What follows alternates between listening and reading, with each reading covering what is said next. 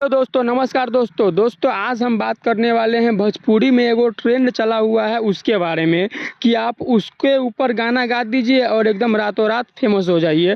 दोस्तों भोजपुरी में एगो ट्रेंड चला हुआ है और क्या ट्रेंड चला हुआ है हम आज इस वीडियो में बात करने वाले हैं। इससे पहले दोस्तों अगर आप लोग मेरे चैनल पर नए हैं तो आप लोग मेरे चैनल को सब्सक्राइब कर दीजिए और वीडियो को लाइक कर दीजिए।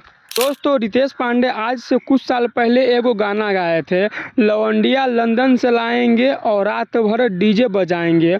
और दोस्तों हाल फिलहाल रितेश पांडे एगो रसियन के ऊपर गाना गाए हैं। यह गाना का नाम है रसियन आएगी।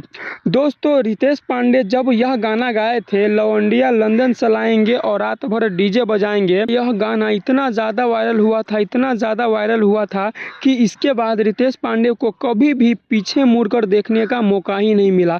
मतलब नहीं होता कि फैंस फॉलोइंग बहुत ज़्यादा मिल जाता है। दोस्तों इस गाना से रितेश पांडे इतना ज़्यादा फैंस फॉलोइंग कमाए थे कि क्या ही बताएं। अब दोस्तों भोजपुरी में इतना कुछ हो जाएगा और खेसारी लाल यादव पीछे रहेंगे ना। अब आता है दोस्तों खेसारी लाल यादव की एंट्री।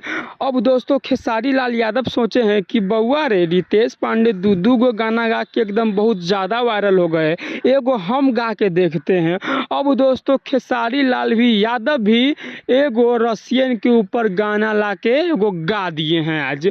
और दोस्तों जैसे ही खेसारी लाल यादव यह गाना गाए, अब दोस्तों रितेश पांडे को पता चल गया, अरे साला वो तो हमर गाना गा रहा है।